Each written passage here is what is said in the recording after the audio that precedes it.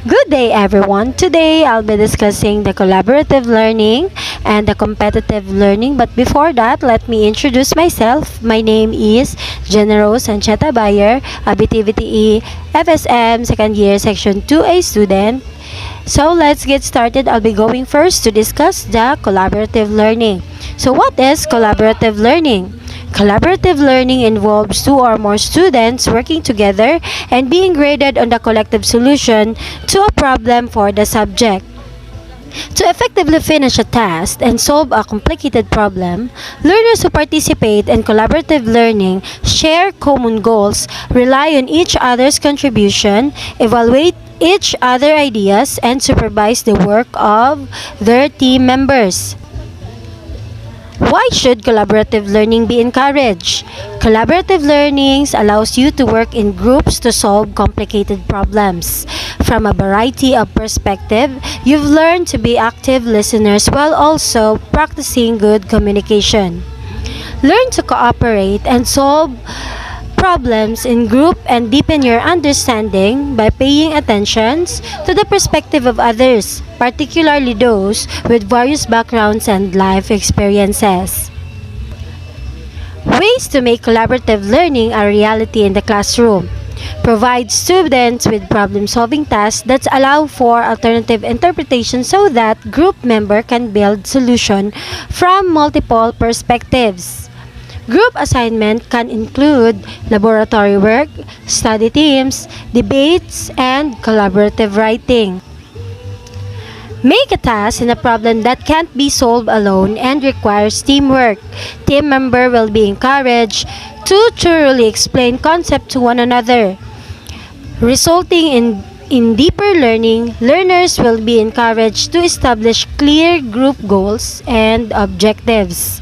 Starting with assignments, keeping the group on task and creating a clear and obvious aim might help with group learning process.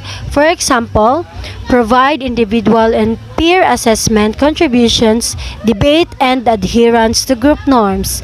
Keep in mind that this form of learning is a process that requires specific teaching in the early stages. Make an effort to build a group that is varied in terms of gender, talents, backgrounds, and experiences. A diverse group brings together different skills and encourages members to approach problem from different angles, fostering skills such as negotiations, persuasions, and critical thinking. Now that we understand what is collaborative learning is, why is beneficial to use in classroom, and how to do it. Then second to be discussed is the competitive learning. So what is competitive learning? Students work separately on a project using competitive approach with solution evaluated using the same criteria and the results available for students comparison. In some cases, competitive can be used amongst group working on the same project-based learning topic. Nowadays, learning is highly valued in society and there is competition in it, particularly among students. Being competitive in learning has a variety of consequences.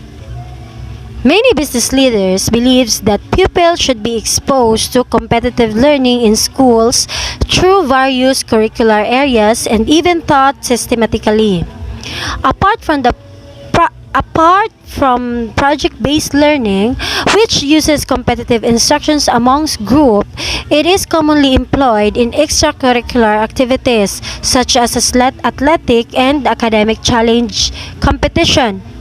Other school activities that differentiates pupils' performance in the comparative manner include honor rolls and annual awards, assembled days, and recent trends of digital badging in which student a badge or acknowledgement for demonstrating competency in a computer-based learning activity allows for performance comparison between students but not necessarily by name. The effect of competitive learning among students. Students use the competitive learning effect to motivate themselves. Healthy competitive learning provides students with both internal and external motivation. They will be more motivated to learn a subject or things until they succeed. For example, he may be compete with them for greater scores, and they may also learn from their mistakes. This desire is critical for a person, particularly for a student, to ignite and sustain their pursuits of right knowledge. Compete against everybody. When we say compete against everybody, or people think about competition in traditional way, they think me against you, one team against one another team, one organizations versus or against different organizations. This form of competitions brings out evil conduct, bad behavior such as backstabbing and cheating. But if we compete against ourselves